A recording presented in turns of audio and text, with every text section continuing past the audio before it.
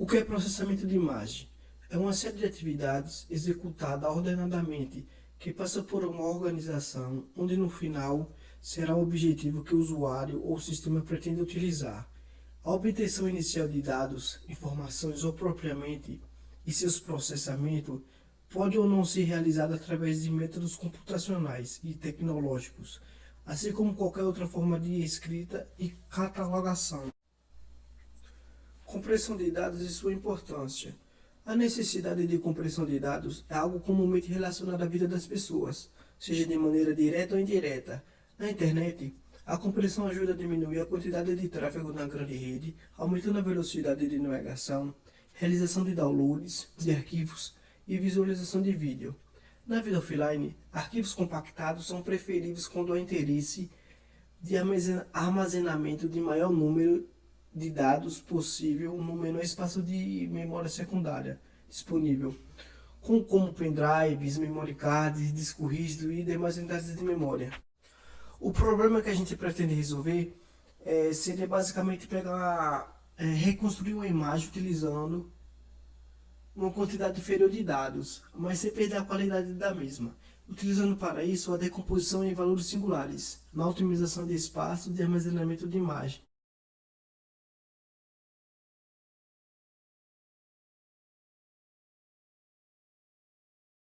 Eu vou falar um pouco sobre os cálculos que foram feitos para que essa imagem ela tivesse a sua quantidade de pixels reduzida, não ocupasse tanto armazenamento, tanto espaço, só que de uma forma que ela também não perdesse muito a sua qualidade. Então, a decomposição em valores singulares é um tipo de fatoração de uma matriz. Então, basicamente, tem-se uma matriz original M por N, e ela será decomposta em 3 matrizes diferentes. A primeira é a U, depois a sigma e depois a V, como a gente pode ver. Perceber aqui no slide esses 3 tipos de matrizes. Então, a primeira matriz U vai usar apenas os valores desses vetores na coluna 1R, ou seja, se a gente quer uma matriz composto 2, a gente vai do 1 ao 2, falando-se em relação às colunas. Mas o que é o oposto de uma matriz? O oposto de uma matriz é o número de linhas não nulas de uma matriz quando essa está escrita em sua forma escalonada. Já a matriz sigma é uma matriz diagonal. Então, todos os termos em sua volta é zero e só tem a diagonal principal. Logo, será feita a mesma analogia, só que a gente vai pegar o primeiro termo. Então, se a gente quer que vá até o posto 2, então irá de A11 a A22. E na matriz V, vai pegar apenas a linha. E assim, pode-se perceber que a matriz V é uma matriz transposta. E o que é uma matriz transposta? Nada mais, nada menos do que trocar a linha por coluna. Ou seja, a primeira linha de uma matriz A será a primeira coluna de uma matriz A transposta. Então, a gente vê aqui uma coluna na matriz V e fala de pegar a linha. Então, a gente já percebe que essa troca ocorre por ela ser uma matriz transposta.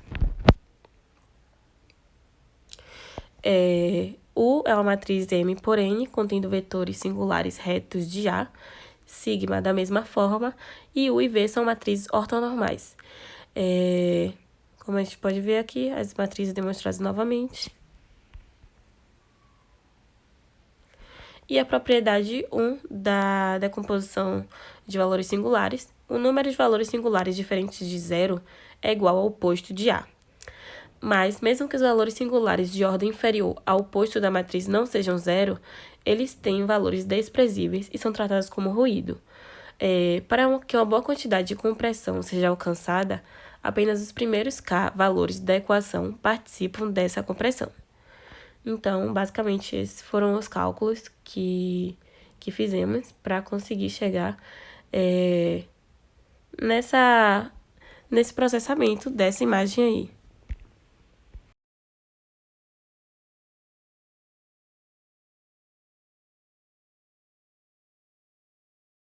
Bom, agora nós vamos fazer uma demonstração da nossa imagem, né, através da decomposição utilizando para isso o software MATLAB. Então, primeiramente, a gente vai ter a nossa função aqui definida, que eu apelidei como deck, Depois, eu vou ter essa matriz, que no caso é a matriz A, e eu vou pedir para o programa ler uma imagem qualquer, que é uma imagem de um cachorrinho. Depois, o programa ele vai converter essa matriz para a classe double, para a gente conseguir decompor posteriormente. Para o desenvolvimento dessa aplicação computacional, a gente vai considerar o sistema de cores RGB, ou seja, eu vou pegar minha imagem, vou decompor, mas ainda assim em RGB. Então, eu vou precisar pegar essa matriz e meio que dividi-la de 3 formas, justamente por estar dentro dessa classe RGB. Após isso, aqui é basicamente para o delimitar, que é uma matriz. Aqui a gente já vai para o cálculo da decomposição em si. O SVD é uma função do próprio MATLAB que serve para a gente fazer essa decomposição de valores singulares. E aqui a gente tem o que a gente já estudou, que é basicamente os valores da divisão da decomposição em si da nossa matriz. E como eu disse anteriormente que a gente vai ter que dividir a matriz de 3 formas, eu vou ter então que aplicar isso para os 3 Bs. Esse K aqui eu já vou falar sobre ele. Depois aqui eu vou ter o meu cálculo em si da minha compressão da imagem. Primeiro eu vou ter esse valor de I dentro desse ciclo aqui, e esse valor ele vai variar de 1 a K. K vai ser o valor que eu vou colocar, sendo que K é limitado ao valor do nosso posto, como foi explicado anteriormente. Depois, dentro desse ciclo, para cada valor de K, ele vai efetuar essa operação aqui, e depois ele vai parar assim que a compressão da nossa imagem for feita. Por fim, eu tenho o valor de C, que assim como B, ele vai também trabalhar com essa fragmentação. Depois, a gente vai ter a nossa compressão da nossa imagem. Então, eu vou rodar o programa aqui. Bem, a gente pode perceber que não há uma grande nitidez da imagem, mas alterando aqui o valor do meu K, eu vou ver que isso muda. Eu vou trocar de 5 para o valor de 50. Podemos perceber agora que a imagem ficou muito mais nítida. Agora nós vamos alterar aqui para um valor um pouco maior, vou atacar igual a 100. Então ele basicamente atualizou, porque a diferença não foi tão grande assim, mas é possível ver que a imagem está bastante nítida mesmo. Bom, essa imagem desse doguinho fofinho foi a imagem original que a gente utilizou. Essa imagem, ela tem 2.578 pixels por 2.575. Quando a gente utilizou o valor de K igual a 5, esse aqui é basicamente um cálculo, na verdade, que a gente faz para poder saber a quantidade de dados que seriam armazenados de acordo com o valor de K. Por exemplo, quando a gente utilizou K igual a 5, a gente multiplica o valor de K pelo valor das dimensões dos pixels, depois soma novamente ao valor de K. E a gente obteve esse resultado. Então, com 25.665, esses dados seriam os números armazenados para cada um dos 3 canais de cores que a gente tem do RGB. Com isso, a gente tem a totalização de 77.295 valores, ou 0,39% do armazenamento original. O que eu estou querendo dizer com isso? Que se a gente for colocar na proporção dos pixels totais para esse valor aqui, por esse valor, eu vou ter aproximadamente 0,39 de dados que resultariam, no caso, nessa imagem aqui. Então, essa compressão não foi uma compressão muito eficiente, porque a gente perdeu muito a qualidade da imagem, e isso é refletido na quantidade de dados que a gente conseguiu armazenar. Porém, se eu aumentar esse valor de K, consequentemente, eu vou ter maior quantidade de dados, eu também posso ter, sim, uma qualidade melhor de imagem, sem necessariamente eu precisar de todos os meus pixels para isso. E a prova disso é essa imagem aqui, que a gente conseguiu tirar do MATLAB para K igual a 100. Então, fazendo cálculos, isso aqui deu mais ou menos 515.400 números reais para cada um dos 3 canais de cores.